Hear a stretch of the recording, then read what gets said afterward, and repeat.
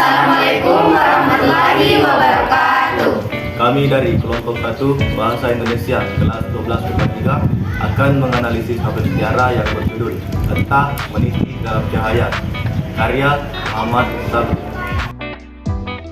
Novel sejarah yang berjudul Ettah Meniti di Dalam Cahaya, karya Muhammad Sabri, menceritakan tentang kisah hidup Andrei Gurutta Haji Lantesai yang merupakan pendiri pondok pesantren Darul Ufat 77.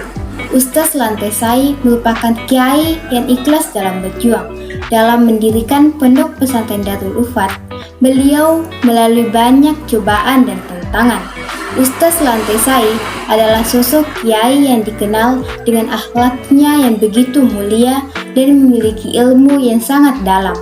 Tidak hanya mempelajari Al-Quran, tetapi juga mengamalkannya. Kedermawanan dan pengorbanan dalam perjuangannya diakui banyak orang. Beliau memiliki visi dan wawasan ke depan, tetapi tetap berpegang teguh pada sumber syariat Islam yang kuat. Sosok Ustaz Lantesai jarang ditemukan di kalangan ulama sekalipun. Memiliki prinsip yang kuat hanya untuk Allah Subhanahu wa Ta'ala dengan doanya yang mustajab. Semua pondok pesantren terkenal dengan pembayaran bulanan, pemasukan, dan berbagai biaya administrasi, tetapi berbeda dengan Ustaz Lantesai. Tanpa donatur, tanpa pembayaran dari ratusan santri-santrinya, tanpa meminta-minta, beliau memperlihatkan kekuasaan Allah Subhanahu wa Ta'ala. Pondok pesantren Darul Ufat berjalan atas kehendak Allah Subhanahu wa Ta'ala. Sosok panutan bagi siapapun yang ingin berjuang di jalannya. Teks cerita sejarah, yaitu yang pertama pengenalan situasi cerita atau exposition orientasi. Dalam bagian ini, pengarang memperkenalkan setting cerita, baik waktu, tempat, maupun peristiwa. Selain itu, orientasi juga dapat disajikan dengan mengenalkan para tokoh, menata adegan dan hubungan antar tokoh. Bisa kita lihat pada teks di samping, merupakan bagian dari orientasi yang berisi penjelasan tentang latar waktu, tempat, dan situasi cerita yang terjadi. Bagian kedua yaitu pengungkapan peristiwa. Dalam bagian ini disajikan peristiwa awal yang menimbulkan berbagai masalah, pertentangan, ataupun kesukaran-kesukaran bagi para tokohnya.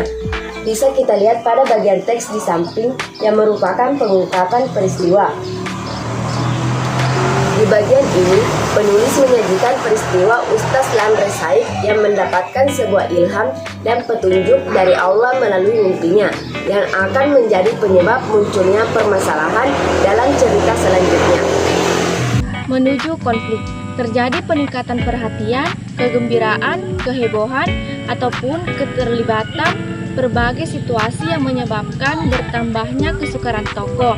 Bisa kita lihat pada teks di samping yang merupakan bagian menuju konflik, di mana peristiwa yang diungkapkan pada bagian ini merupakan peristiwa penyebab terjadinya konflik-konflik berkepanjangan yang terjadi dengan adanya ketekanan dari pemerintah dan masyarakat sekitar.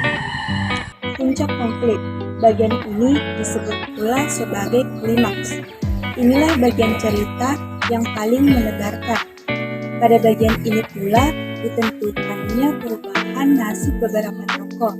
Misalnya, apakah dia kemudian berhasil menyelesaikan masalahnya atau gagal.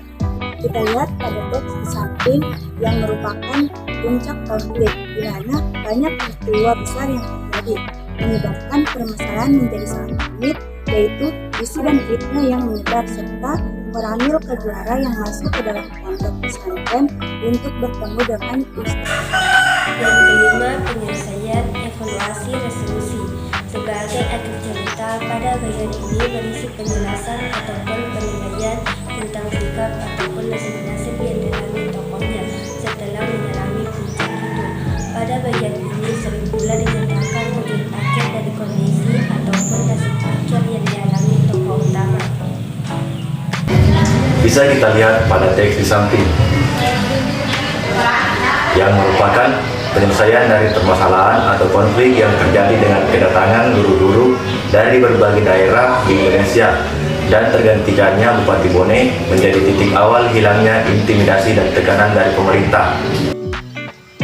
Poin ke-6 yaitu koda. Bagian ini berupa komentar terhadap keseluruhan isi cerita yang fungsinya sebagai penutup. Komentar yang dimaksud bisa disampaikan langsung kepada pengarang atau dengan mewakilkannya pada seorang tokoh.